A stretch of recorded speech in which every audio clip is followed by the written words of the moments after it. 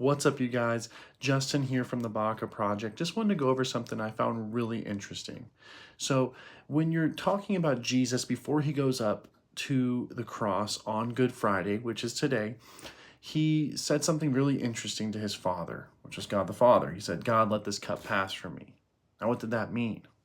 Now, in Passover, which would have been about a week before Good Friday, which it was, he was saying, "God, let this cup pass from me," before he had the Last Supper or the Last Seder, the last Passover that he would experience on this earth.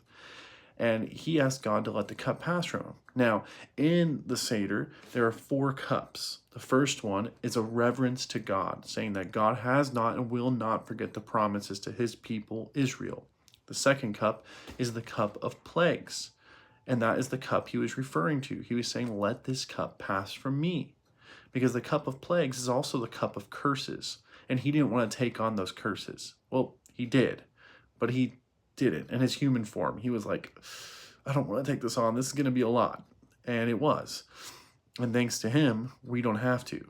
Now, the third cup was the cup of redemption, which I find really interesting because he's saying, "Drink this in remembrance of me." So he's saying, drink this cup in remembrance of the redemption he gives us because of his sacrifice, which is really interesting. When you take communion in your Christian church, you are taking the third cup of the Passover, the cup of redemption. Now, what's really interesting is that redemption comes on the third day.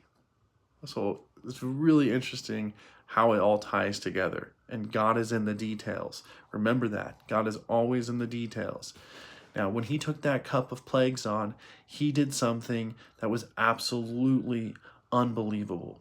He took on the curses and separated himself from the Godhead, Father, Son, Holy Spirit, removed himself from that 3-in-1 to make sure that we didn't have to be removed at any one point.